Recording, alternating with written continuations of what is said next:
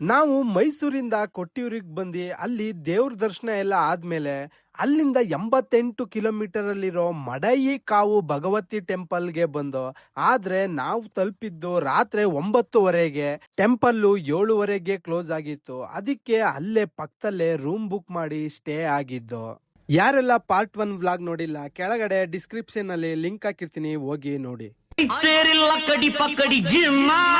ಎಲ್ರಿಗೂ good morning. ನೋಡಿ, ಇವಾಗ ರೂಮಿಂದ ಎದ್ದು ಬಂದೆ. ಇವಾಗ ಬೆಳಗ್ಗೆ 7 ಗಂಟೆ ಆಗೈತೆ. ನೋಡಿ ವೆದರ್ ನೋಡಿ, ಮಳೆ ಬರ್ತೈತೆ. ಇಲ್ಲೇ ಪಕ್ಕದಲ್ಲೇ ನಮ್ಮ ರೂಮ್ ಪಕ್ಕದಲ್ಲೇ ಒಂದು ಹೋಟೆಲ್ ಬೇರೆ ಐತೆ.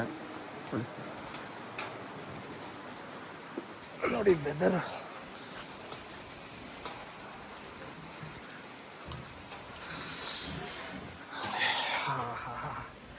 ದೇವಸ್ಥಾನ ಓಪನ್ ಆಗೈತೆ. ಇವಾಗ 7 ಗಂಟೆಗೆ ಓಪನ್ ಆಗೈತೆ. ಇವಾಗ ಫ್ರೆಶ್ ಅಪ್ ಆಗಿ ಸ್ನಾನ ಮಾಡಿಕೊಂಡು ಹೋಗೋದ. ನೋಡಿ ಅದೇ ದೇವಸ್ಥಾನ.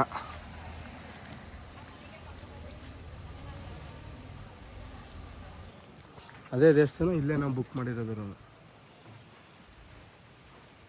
ನೋಡಿ, ನಿನ್ನೆ ಒಂದು ಕಾರ್ ಇರಲಿಲ್ಲ, ಒಂದು ವ್ಯಾನ್ ಇರಲಿಲ್ಲ. ಇವಾಗ ನೋಡಿ ಎಲ್ಲ ಕಾರು, ವ್ಯಾನು, ಬಸ್ಸು ಎಲ್ಲ ಬಂದ್ಬಿಟ್ಟೈತೆ.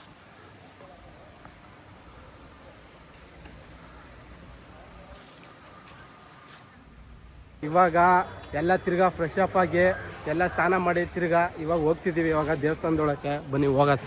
ಈ ದೇವಸ್ಥಾನ ಬಂದು ಕೇರಳದ ಕಣ್ಣೂರು ಜಿಲ್ಲೆಯಲ್ಲಿದೆ. ಅತ್ಯಂತ ಪುರಾತನ ಮತ್ತು ಶಕ್ತಿಶಾಲಿ ಭದ್ರಕಾಳಿ ದೇವಸ್ಥಾನವಾಗಿದೆ. ಇದನ್ನ ಎಲ್ಲ ಭದ್ರಕಾಳಿ ಮಾತೃ ದೇವಸ್ಥಾನ ಎಂದು ಕರೆಯುತ್ತಾರೆ. ಸಾಮಾನ್ಯವಾಗಿ ಹಿಂದೂ ದೇವಸ್ಥಾನಗಳಲ್ಲಿ ಸಸ್ಯಾಹಾರಿ ಪ್ರಸಾದ ಕೊಡುವುದನ್ನ ನಾವು ನೋಡಿರ್ತೀವಿ. ಆದ್ರೆ ಈ ದೇವಸ್ಥಾನದಲ್ಲಿ ಕೋಳಿ ಮಾಂಸವನ್ನು ಪ್ರಸಾದವಾಗಿ ಕೊಡುತ್ತಾರೆ. ಅದಕ್ಕೆ ಕಾರಣ ಏನು ಅಂತಂದ್ರೆ, ಈ ಜಾಗದಲ್ಲಿ ಒಬ್ಬ ದರುಕಾಸುರ ಎಂಬ ರಾಕ್ಷಸ ಇದ್ದ. ಆ ರಾಕ್ಷಸನನ್ನು ಸಂಹರಿಸಿದ ನಂತರ ಭದ್ರಕಾಳಿಯು ಉಗ್ರ ರೂಪವನ್ನು ಶಾಂತಗೊಳಿಸಲು ಎಂಡ ಮತ್ತು ಮಾಂಸವನ್ನು ದೇವಿಗೆ ನೈವೇದ್ಯವಾಗಿ ಅರ್ಪಿಸಿದರಂತೆ. ಅಲ್ಲಿಂದ ಇಲ್ಲಿಯ ತನಕನೂ ಎಂಡ ಮತ್ತು ಮಾಂಸವನ್ನು ನೈವೇದ್ಯವಾಗಿ ಕೊಡುತ್ತಾ ಬಂದಿದ್ದರಂತೆ. ಆ ಕಾರಣದಿಂದಾಗಿ ಕೋಳಿ ಮಾಂಸವನ್ನು ಪ್ರಸಾದವಾಗಿ ಕೊಡುತ್ತಾರೆ. ಆದ್ರೆ ಈ ಕೋಳಿ ಮಾಂಸ ಪ್ರಸಾದ ಎಲ್ಲರಿಗೂ ಕೊಡಲ್ಲ. ಶತ್ರು ಸಂಹಾರ ಪೂಜೆ ಟಿಕೆಟ್ 350 ರೂಪಾಯಿ ಕೊಟ್ಟು ತಕೊಂಡ್ರೆ ಮಾತ್ರ ಈ ಪ್ರಸಾದ ಸಿಗುತ್ತೆ. ಒಬ್ರು ಇರ್ಲಿಲ್ಲ ನಾವು ಬರ್ಬೇಕಾದ್ರೆ. ಇವಾಗ ನೋಡಿ ಎಷ್ಟು ಜನ ಅವ್ರೆ ಅಂತ ಫುಲ್ ಕ್ಯೂ ಆಗ್ಬಿಟ್ಟವ್ರೆ. ನೋಡಿ, ಮಡೈಕಾವ್ ಭಗವತಿ ಟೆಂಪಲ್ ಎಷ್ಟು ಕ್ಯೂ ಐತೆ ಅಂತ. ಇವಾಗ ಎಲ್ಲ ಕ್ಯೂ ಅಲ್ಲಿ ನಿಂತಿದ್ದೀವಿ ನಾವು, ನಮ್ಮ ಬಾಯ್ಸ್ ಎಲ್ಲ. ನಾವೆಲ್ಲ ನೈಟ್ ಇಲ್ಲಿಗೆ ಬಂದಿದ್ದೀವಿ. ನೈಟ್ ಬಂದು ಬೇಗ ಬರ್ದಂತೆ ಇವಾಗ ಬಂದಿದ್ದೀವಿ. ನೋಡಿ, ಜನ ಎಲ್ಲ ಬಂದಾದ್ಮೇಲೆ ನಾವು ಬಂದಿದ್ದೀವಿ. ಇದು ನಾವು ಹಿಂಗೆ ಈ ತರ 15-20 ಲೈನ್ ಐತೆ. ಎಲ್ಲ ಮುಗಿಸ್ಕೊಂಡು ಒಳಗೆ ಹೋಗ್ಬೇಕು. ಮತ್ತೆ ಇನ್ನೊಂದು ಇಲ್ಲಿ ಶತ್ರು ಸಂಹಾರ ಪೂಜೆ ಅಂತ ಮಾಡ್ತಾರಂತೆ. 350 ರೂಪಾಯಿ ಅಂತೆ ಟಿಕೆಟ್ ಟೋಕನ್ ತಗೋಬೇಕು. ನಿಮ್ಗೆ ಯಾರ ಶತ್ರು ಇದ್ರೆ ಅವ್ರಿಗೆ ಪೂಜೆ ಮಾಡಿಸಿ 350 ರೂಪಾಯಿ ಅಂತ. ಯಾವತ್ತಿದ್ರು ನಮ್ ಬೆನ್ನಿಂದ ಇರ್ಬೇಕು. ಅವ್ರಿದ್ರೆ ನಾವು ಬೆಳವಣಿಗೆ ಆಗೋದು. ಅದಕ್ಕೋಸ್ಕರ ನಾವು ಏನು ಮಾಡ್ತೀವಿ. ಅದಕ್ಕೋಸ್ಕರ 350 ರೂಪಾಯಿ ಖರ್ಚಾಯ್ತೆ ಅಂತ ಅಂದ್ಬಿಟ್ಟು ಶತ್ರು ಸಂಹಾರ ಮಾಡ್ತಾರೆ. ಶತ್ರುಗಳು ಬೆನ್ನಲ್ಲಿ ಇರ್ಬೇಕಂತ. ಯಾವ ಬೆನ್ನಲ್ಲಿ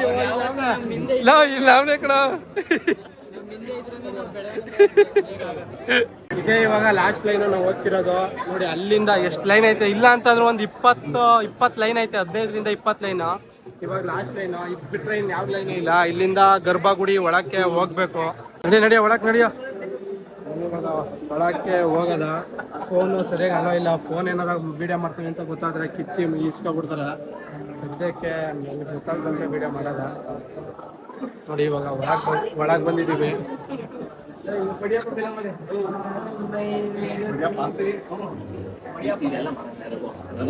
ಇದೆಲ್ಲ ಮರದಲ್ಲೇ ಮರ ಇದೆ. ಸ್ಟಿಕ್ಕರ್ ಇದು ಕಲ್ಲು ಇದೆಲ್ಲ ಮರ ಕಲ್ಲು.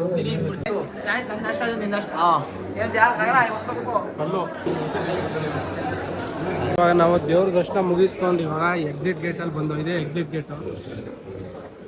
ಒಳಗೆ ಫೋನು ಅಲೋ ಇಲ್ಲ ವಿಡಿಯೋ ಗಿಡಿಯೋ ಮಾಡೋದಕ್ಕೆ.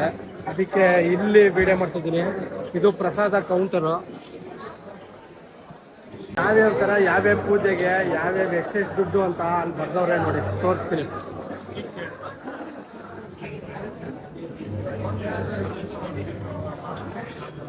ಯಾವ ಪೂಜೆ ಫೇಮಸ್ ಗೊತ್ತಿಲ್ಲ, ಆದ್ರೆ ಶತ್ರು ಸಂಹಾರ ಪೂಜೆ ಮಾತ್ರ ಇಲ್ಲಿ ಫೇಮಸ್. ಟಿಕೆಟ್ ತಗೊಂಡ ನೋಡಿ.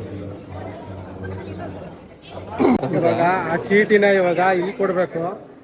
ಆ ಚೀಟಿನ ಇವಾಗ ನಾವು ಶತ್ರು ಸಂಹಾರ ಪೂಜೆಗೆ 350 ರೂಪಾಯಿ ತಗೊಂಡ್ರೆ ಆ ಚೀಟಿನ ಇಲ್ಲಿ ಕೊಟ್ರೆ ಅವರು ಪೂಜೆ ಅಂತ ಮಾಡ್ತಾರೆ. ಇವಾಗ ನಮ್ಗೆ ಪ್ರಸಾದ ಕೊಡ್ತಾರೆ ಆ ಚೀಟಿ ಇಸ್ಕೊಂಡು.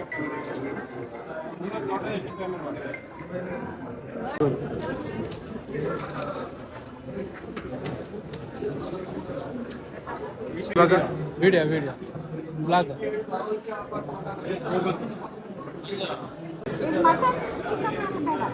ಇಲ್ಲ ಪಾಯಸ, ಪೊಂಗಲ್ ಚಿಕನ್, ಮಟನ್,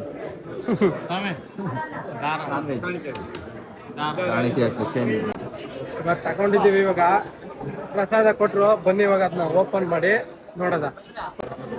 ಇಲ್ಲ ಧೂಳ್ತ ಕಣ.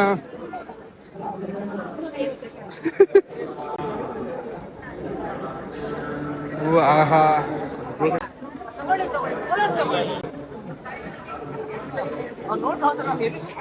ದರ್ಶನ ಎಲ್ಲ ಮುಗೀತು. ಇವಾಗ ತಿರ್ಗಾ ಆಚೆ ಹೋಗ್ತಿದೀವಿ. ಪ್ರಸಾದನ ಇನ್ನೂ ಓಪನ್ ಮಾಡಿಲ್ಲ. ಇವಾಗ ಪ್ರಸಾದ ಓಪನ್ ಮಾಡ್ತಿದೀವಿ. ಈ ಪ್ರಸಾದಕ್ಕೆ 350 ರೂಪಾಯಿ. 2 ಪ್ಯಾಕೆಟ್ ಕೊಟ್ಟವ್ರೆ. 1 ಪ್ಯಾಕೆಟ್ ಅಲ್ಲಿ ಅವಲಕ್ಕಿ ಪೊಂಗಲ್ ಮತ್ತೆ ಸಿಹಿ ಪೊಂಗಲ್ ಇದೆ. ಇನ್ನೊಂದು ಪ್ಯಾಕೆಟ್ ಅಲ್ಲಿ ಚಿಕನ್ ಮತ್ತೆ ಹೆಸರು ಕಾಳು ಇದೆ.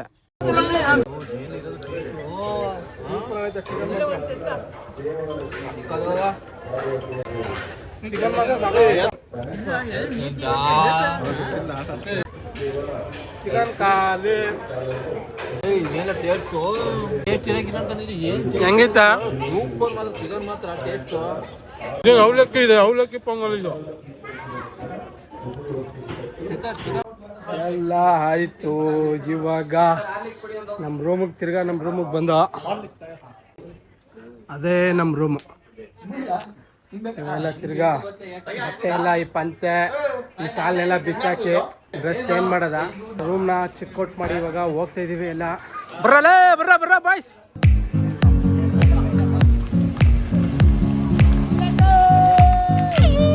ನೆಕ್ಸ್ಟ್ ನಾವು ಹೋಗಿದ್ದೆ ದೇವಸ್ಥಾನದಿಂದ 25 ಕಿಲೋಮೀಟರ್ ಅಲ್ಲಿರೋ ಏಂಜಲ ಪೋರ್ಟ್ಗೆ ನಾವು ಹೋಗಿದ್ದು. ಒಳಗೆ ಹೋಗ್ಬೇಕು ಅಂತಂದ್ರೆ ನೀವು ಟಿಕೆಟ್ ತಗೊಳ್ಬೇಕು. ಒಬ್ರಿಗೆ 25 ರೂಪಾಯಿ. ಮಡೈಕಾವ್ ಟೆಂಪಲ್ ಇಂದ ಇವಾಗ ನಾವು ಕಣ್ಣೂರಲ್ಲಿರೋ ಏಂಜಲೋ ಫೋರ್ಟ್ಗೆ ಬಂದಿದ್ದೀವಿ. ಇಲ್ಲಿ ಒಳಗೆ ಏನೇನೈತೆ ಅಂತ ತೋರಿಸ್ತೀನಿ, ಬನ್ನಿ. ನಮಗೂ ಗೊತ್ತಿಲ್ಲ, ನಾವು ಫಸ್ಟ್ ಟೈಮು ಬರ್ತಿರೋದು. ಒಟ್ಟಿನಲ್ಲಿ ಈ ಜಾಗ ಒಂಥರ ಸಗದಾಗೈತೆ, ಒಂಥರ ಪ್ಲೇಸು ಒಳ್ಳೆ ಸೂಪರ್ ಆಗೈತೆ ನೋಡಿ. ಎಲ್ಲ ಗ್ರೀನರಿ. ಇಲ್ಲಿ ಟಿಕೆಟ್ ತಗೊಳ್ಬೇಕು, ಹಂಗೆ ಫ್ರೀ ಎಂಟ್ರಿ ಇಲ್ಲ. ಒಬ್ರಿಗೆ 25 ರೂಪಾಯಿ ಎಂಟ್ರಿ ಫೀಸು.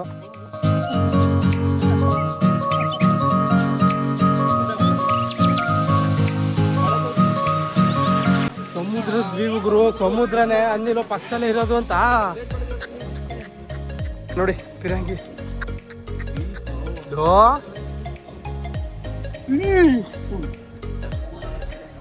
25 ರೂಪಾಯಿಗೆ ಈ ವೀಪ್ ಸಿಕ್ತಿತ್ತ ನಿಮ್ಗೆ ನೋಡಿ.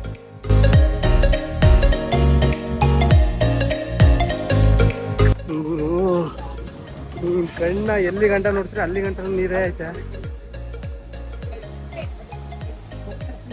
ದೂರದಲ್ಲಿ ಒಂದೇ ಒಂದು ಬೋಟ್ ಐತೆ ಕಣ. ಅಲ್ಲಿ ಫುಲ್ ಲಾಂಗ್ ಅಲ್ಲಿ ಒಂದೇ ಒಂದು ಬೋಟ್ ಐತೆ ನೋಡಿ, ತೋರಿಸ್ತೀನಿ.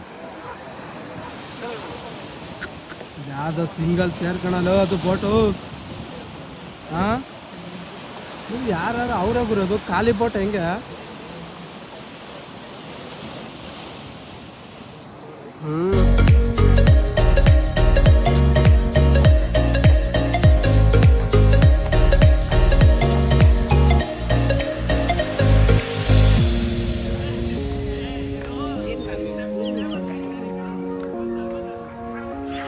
ಯಾವ್ದು ಒಂಥರ ಒಳಗೆ, ಇದು ಒಂಥರ ಗುಹೆ ತರ ಒಳಗೆ ಎಲ್ಲ ನೋಡಿ.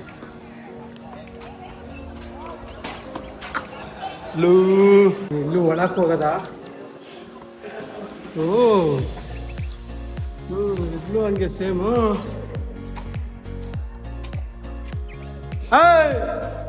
ಇಬ್ರು ಎಲ್ಲ ಫ್ಯಾಮಿಲಿಯಲ್ಲಿ ರೀಲ್ಸ್ ಮಾಡ್ತಾರೆ.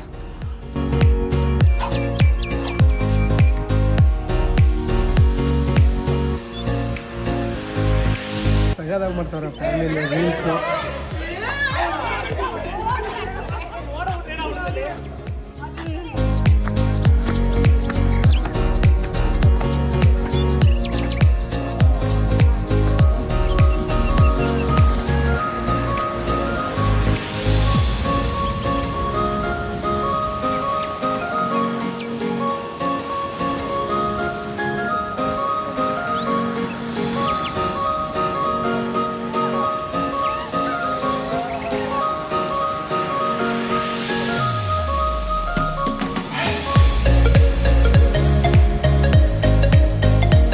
ಒಳ್ಳೆ ವ್ಯೂ ಮಾತ್ರ ನೋಡಿ ಯಾವ ತರ ಐತೆ ಅಂದ್ರೆ ವ್ಯೂ ಸಾಕದಾಗ ಐತೆ ಮಾತ್ರ. ನೀವು 25 ರೂಪಾಯಿ ಎಂಟ್ರಿ ಫೀಸ್ ಕೊಟ್ಬಿಟ್ಟು ಬಂದ್ರಲ್ಲ ಏನಕ್ಕೆ ಅಂತಂದ್ರೆ ಫೋಟೋ ಶೂಟ್ ಮಾಡಕ್ಕೆ ಅಷ್ಟೇ, ಅದು ಬಿಟ್ರೆ ಇನ್ನೇನು ಇಲ್ಲ. ಒಟ್ಟಲ್ಲಿ ವ್ಯೂ ಒಳ್ಳೆ ವ್ಯೂ ಐತೆ. ಒಟ್ಟು ಫೋಟೋ ಶೂಟ್ ಮಾಡ್ಕೊಳಕ್ಕೆ ಹೇಳಿದ ಜಾಗ ಮಾತ್ರ ಸಾಕದಾಗ ಫೋಟೋಗಳು ಬರುತ್ತೆ. ಅದು ಕರ್ನಾಟಕದವ್ರ ನೀವು? ಅಲ್ಲ ಬರೀ ಅಲ್ಲ ಗುರು, ಎಲ್ಲಿ ನೋಡಿದ್ರು ಬರೀ ಕರ್ನಾಟಕದವರು. ಇಷ್ಟ ಇವಾಗ ಒಂದು ರೌಂಡ್ ಬಂದು ಪಾರ್ಕಿಂಗ್ ಇಲ್ಲ ಅನ್ಕೊಂಡು ಇಲ್ಲೇ ಲೈನಲ್ಲೇ ಹಾಕ್ಬಿಟ್ಟಿದ್ದಾವೆ ಕಾರ್ ಪಾರ್ಕಿಂಗ ನೋಡಿ. ನೆಕ್ಸ್ಟ್ ಎಲ್ಲಿಗೆ ಹೋಗೋದ ಅಂತಂದ್ರೆ ಇವಾಗ ಕಣ್ಣೂರು ಬೀಚ್ಗೆ ಹೋಗೋದ, ಡ್ರೈವಿಂಗ್ ಬೀಚು. ಅದು ಕಾರ್ನ ಬೀಚಲ್ಲಿ ಓಡಿಸ್ತಾರಲ್ಲ ಅಲ್ಲಿಗೆ ಹೋಗೋದ, ಡ್ರೈವಿಂಗ್ ಬೀಚ್ಗೆ ಹೋಗೋದ. ಬನ್ನಿ, ಕಣ್ಣೂರಲ್ಲಿರೋ ಡ್ರೈವಿಂಗ್ ಬೀಚಿಗೆ ಬಂದಿದ್ದೀವಿ. ಬನ್ನಿ ಇವಾಗ ಬೀಚಿಗೆ ಹೋಗೋದ. ಇವಾಗ ಪಾರ್ಕಿಂಗ್ ಮಾಡ್ದೋ ಎಲ್ಲ ಕಡೆನೂ ಬರೀ ನಮ್ಮ ಕರ್ನಾಟಕದವ್ರೆ ಅವ್ರೆ, ಕೇರಳದವ್ರೆ ಕಮ್ಮಿನೇ, ಕರ್ನಾಟಕದವ್ರೆ ಫುಲ್ ಅವ್ರೆ.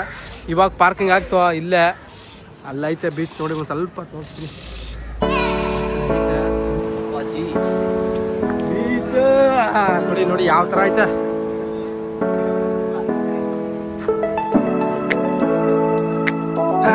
ನೋಡಿ ಇದೇ ಕಣ್ಣೂರು ಡ್ರೈವಿಂಗ್ ಬೀಚು. ಇವಾಗ ಒಂದು ಸ್ವಲ್ಪ ಸಮುದ್ರದ ನೀರೆಲ್ಲ ಮುಂದೆ ಬಂದ್ಬಿಟ್ಟೈತೆ ಜಾಸ್ತಿ, ಅದಕ್ಕೆ ಮೊನ್ನೆಲ್ಲ ಊದ್ಕೊಳ್ಳುತ್ತೆ ಅಂದ್ಬಿಟ್ಟು ಇವಾಗ ಯಾವುದು ಕಾರು ಮತ್ತು ಯಾವ ಗಾಡಿನೂ ಯಾವ ಕಾರ್ನು ಬಿಡ್ತಿಲ್ಲ ನೋಡಿ. ಏನಾರ ಫುಲ್ ಒಂದು ಸ್ವಲ್ಪ ಡ್ರೈ ಆದರೆ ಇಲ್ಲಿ ಫುಲ್ಲು ಒಂದು ಲಾಂಗ್ ಡ್ರೈವ್ ಹೋಯ್ತಾರೆ, ಇಲ್ಲೇ ಕಾರ್ ಡ್ರೈವ್ ಎಲ್ಲ ಮಾಡ್ತಾರೆ. ನೀವು ರೀಲ್ಸಲ್ಲಿ ನೋಡಿರ್ಬೋದು. ಇವಾಗ ಕ್ರೌಡು ಜಾಸ್ತಿ ಆಗಿರೋದಕ್ಕೆ ಎಲ್ಲೂ ಕಾರ್ ಏನು ಬಿಟ್ಟಿಲ್ಲ. ಇಲ್ಲ ಅಂತ ಅಂದಿದ್ರೆ ಇಲ್ಲಿಂದ ಒಂದು ರೌಂಡ್ ಹೋಗ್ಬೋದಿತ್ತು ಕಾರಲ್ಲಿ.